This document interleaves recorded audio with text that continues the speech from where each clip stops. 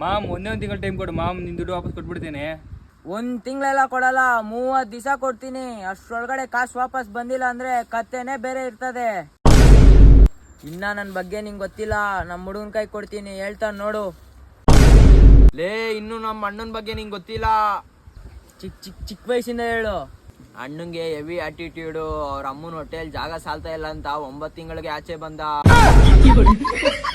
ಅಪ್ಪ ಅಮ್ಮ ಏನೋ ಅಂದ್ರು ಅಂತ ಒಂದೇ ವಿಷಯಕ್ಕೆ ಹುಟ್ಟಿ 2 ವರ್ಷ ಆದ್ರೂ ಅಪ್ಪ ಅಮ್ಮ ಜೊತೆ ಮಾತಾಡೇ ಇಲ್ಲ. ಮತ್ತೆ ಅಣ್ಣಂಗೆ ಎಷ್ಟಿಗೋ ಅಂದ್ರೆ ಮದ್ವೆ ಆಗ್ಬೇಕಾದ್ರೆ ಸ್ವಂತ ಅವ್ರ ಅಪ್ಪ ಅಮ್ಮನ್ನೇ ಕರ್ದಿರ್ಲಿಲ್ಲ. ಏನಾಗಿತ್ತು? ಯಾಕಂದ್ರೆ ಅವ್ರ ಅಪ್ಪ ಅಮ್ಮ ಮದ್ವೆ ಆಗ್ಬೇಕಾದ್ರೆ ಇವನು ಕರ್ದಿರ್ಲಿಲ್ಲ ಅಂತ. ಮತ್ತೆ ಅಣ್ಣಂಗೆ ದೊಡ್ಡ ದೊಡ್ಡ ಕಂಪ್ನಿಗಳೇ ಫೋನ್ ಮಾಡ್ತಾರೆ, ಪ್ಲಾನ್ ಆಗೋಗಿದೆ ರೀಚಾರ್ಜ್ ಮಾಡಿಸ್ಕೊಳ್ಳಿ ಅಂತ. ಮತ್ತೆ ಅದೇಳು, ಲಿಂಕ್ ಎಲ್ಲಿವರೆಗೂ ಲಿಂಕ್ ಇಟ್ಟಿದೀನಿ ಅಂತ. ಅಣ್ಣಗೆ ಭಾಷಾ ಕಿಚ್ಚ ಸುದೀಪ್ ಸರ್ ಅವ್ರಿಗೂ ಲಿಂಕ್ ಇದೆ. ಹೌದಾ? ನಾನು ಯಾವಾಗ ನೋಡೇ ಇಲ್ಲ. ಅಣ್ಣ ಯಾವುದೇ ಅಂಗಡಿಗೆ ಹೋಗಿ ಫೋನ್ ಪೇ ಮಾಡಿದ್ರು ಸುದೀಪ್ ಸರ್ ಬಂದು ಹೇಳ್ತಾರೆ, ಪೇಮೆಂಟ್ ಇಶ್ಯೂ ಆಗಿದೆ, ಥ್ಯಾಂಕ್ ಯು ಬಾಸ್. ಅಣ್ಣ ನನ್ನ ಕೈಲಿ ಆಯ್ತಾ ಇಲ್ಲ, ಅಯ್ಯೋ ಅಣ್ಣ. ಅಣ್ಣ ಉಪವಾಸ ಇರಬಾರ್ದು ಅಂತ ಗೌರ್ಮೆಂಟ್ ಅವರೇ ಎದುರ್ಕೊಂಡು ಊಟ ಕಳಿಸ್ತಾರೆ BPL ಕಾರ್ಡ್ ರೇಷನ್ ಅಂಗಡಿಯಲ್ಲಿ.